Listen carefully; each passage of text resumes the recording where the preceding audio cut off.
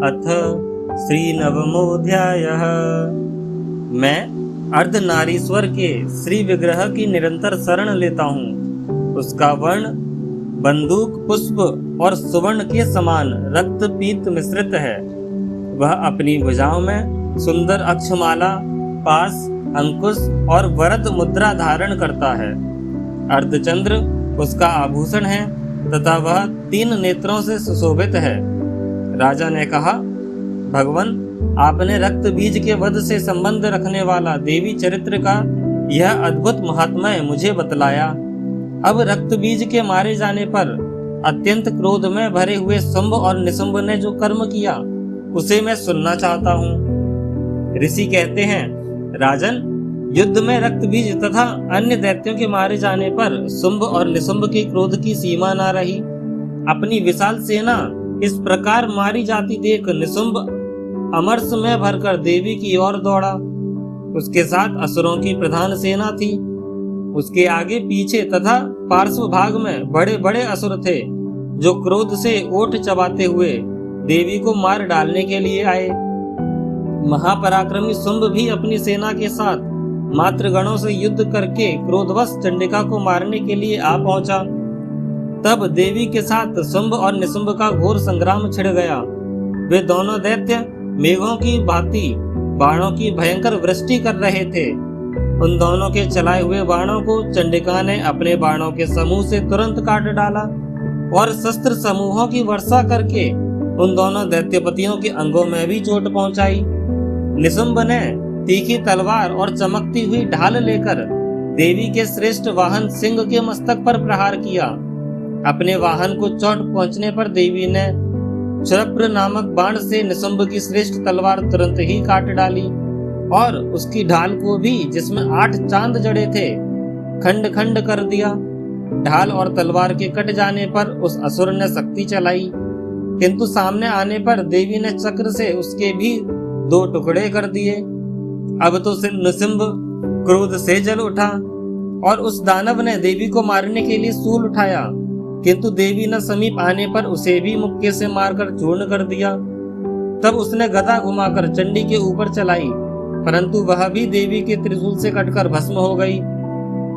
तदनंतर दैत्यराज निशुंभ को फरसा हाथ में लेकर आते देख देवी ने बाण समूहों से घायल कर धरती पर सुला दिया।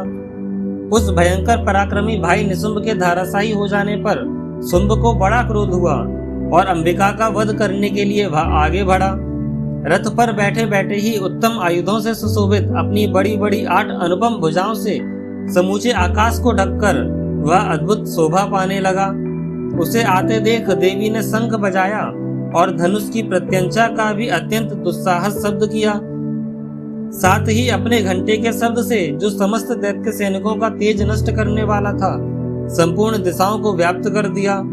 तदनंतर सिंह ने भी अपनी दहाड़ से, जिसे सुनकर बड़े बड़े गजराजों का महान मद चूर हो जाता था, आकाश, पृथ्वी और 10 दिशाओं को गुंजा दिया।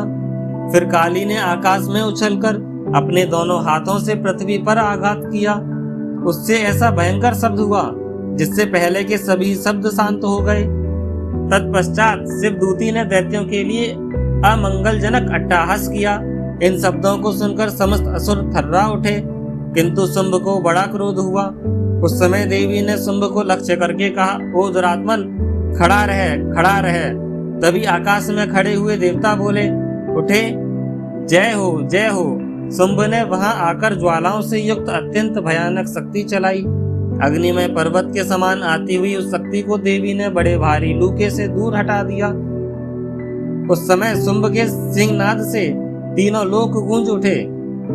राजन, उसकी प्रतिध्वनि से वज्रपात के समान भयानक शब्द हुआ, जिसने अन्य शब्दों को जीत लिया। शुंभ के चलाए हुए बाणों को देवी ने और देवी के चलाए हुए बाणों को शुंभ ने अपने भयंकर बाणों द्वारा सैकड़ों और हजारों टुकड़े कर दिए। तब क्रोध में भरी हुई चंडिका ने शुंभ को शूल से मारा। उसके आघात से मूर्छित हो वह पृथ्वी पर गिर पड़ा। इतने में ही निशुंभ को चेतना हुई और उसने धनुष हाथ में लेकर बाणों द्वारा देवी, काली तथा सिंह को घायल कर डाला। फिर उस दैत्यराज ने 10,000 बाहें बनाकर चक्रों के प्रहार से चंडिका को आच्छादित कर दिया तब दुर्गम पीड़ा का नाश करने वाली भगवती दुर्गा ने कुपित होकर अपने बाणों से उन चक्रों तथा बाणों को काट गिराया। यह देख निशुंभ दैत्य सेना के साथ चंडिका का वध करने के लिए हाथ में गदा ले बड़े वेग से दौड़ा। उसके आते ही चंडी ने तीखी धार वाली तलवार से उसकी गदा को शीघ्र ही काट डाला।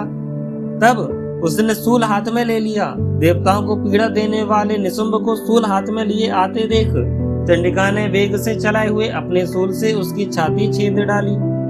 सूल से विदीर्ण हो जाने पर उसकी छाती से एक दूसरा महाबली एवं महापराक्रमी पुरुष खड़ी रह करता हुआ निकला। उस निकलते हुए पुरुष की बात सुनकर देवी ठठाकर हंस पड़ी और खड़ग से उन्होंने उसका मस्तक काट डाला। फिर तो वह पृथ्वी पर गिर पड़ा। तदनंतर सिंह अपनी दाढ़ों से असुरों की गर्दन कुचलकर खाने लगा। यह बड़ा भयंकर दृश्य था।